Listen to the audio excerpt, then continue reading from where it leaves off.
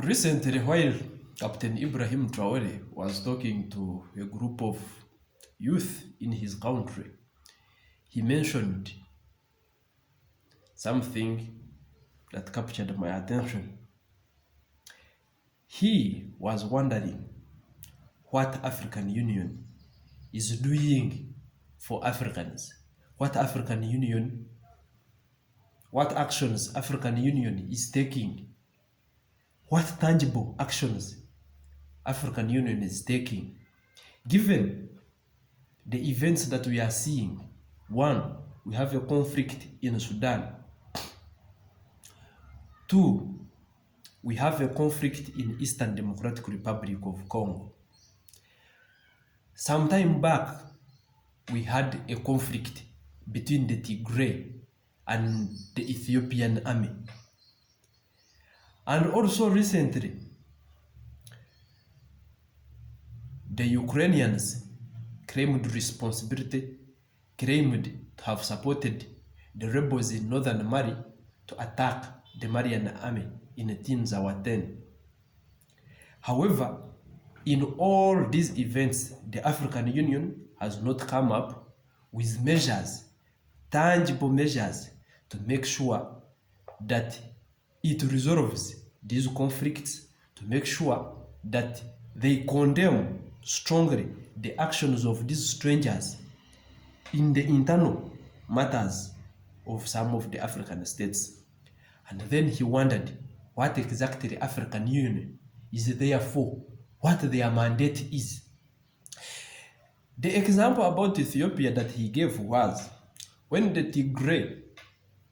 rebels in the Tigray were fighting very hard and were even threatening to capture Addis Ababa, where the headquarters of the African Union are.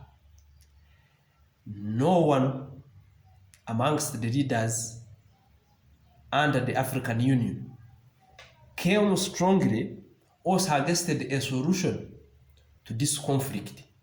And instead, Prime Minister Abiy Ahmed stood firm together with his soldiers when the international community had deserted him, when fellow African leaders had deserted him.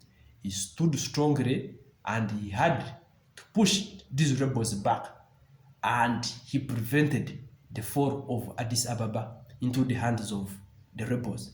The international community already had issued warnings telling their people, telling their ambassadors, telling their consulates to close as any time the rebels were going to capture the capital city, the headquarters of the African Union. Here, we have in Eastern DRC the war that has been ongoing for over 20 years. Every year, refugees run away from Eastern DRC. Every year, you hear of fresh fighting. Every year, you hear of a new rebel group emerging in Eastern DRC. But for all these years, we have not seen any concrete measures that the African Union has taken to resolve the conflicts there in DRC. When the Ukrainians claimed that they had supported the rebels, the Tuareg rebels in northern Mali to attack the Malian forces, none amongst the African leaders came out strongly to condemn that act of terrorism, that act of supporting terrorists with weapons, with information, with surveillance, with drones, the act of terrorism against a sovereign nation. Now one wonders, what is it exactly that these people of African Union are here for? But instead, we have seen that the alliance of Sahel states, the 3 member states, Burkina Faso, Mali, and Niger, they are working together under their confederation. They are even forming a joint army, which, for the starters, it will be comprised of 5,000 men. And these 5,000 soldiers will work together to make sure that they combat terrorists, they combat terrorism on the territory of these three states. And they are taking a step, they are taking concrete measures, they are arming themselves, they are getting weapons, they are mobilizing men, they are mobilizing all the necessary resources to make sure that they take action. They fight against insurgents, they fight against terrorists. We saw ECOWAS recently when Bazoum was toppled from Niger. It had threatened that they are going to attack Niger so that they reinstate Bazoum and they chase away General Abdurrahman Tiani. But in West Africa, we have problems in Nigeria. We have the problem of Boko Haram. Instead of these ECOWAS states joining forces, joining hands in fighting against Boko Haram, instead they want to fight General Tiani, who overthrew an incompetent president, who even at once claimed that the rebels are more equipped, they are well trained, they are in a better position than the army. Such kind of a leader who is not charismatic, who is not encouraging his army, his soldiers, they have toppled him, they have chased him for his incompetence.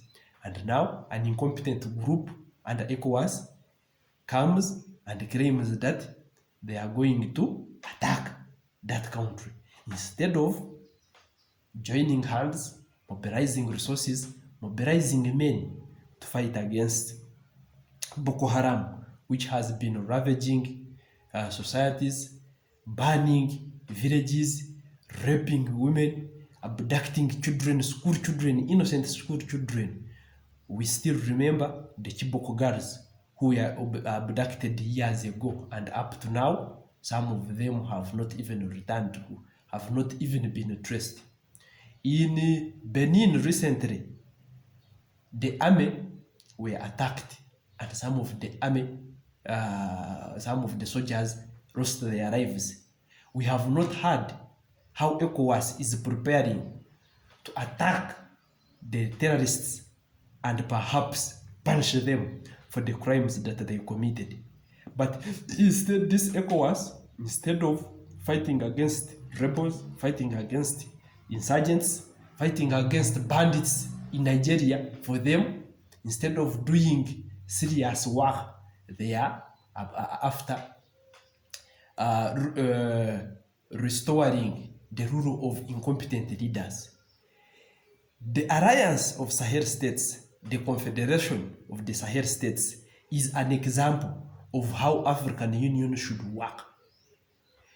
Come up with measures, show measures that will bring about real unity. Don't only talk about declarations, this declaration. You have a lot of paperwork, but there are no actions. Captain Ibrahim Traoré,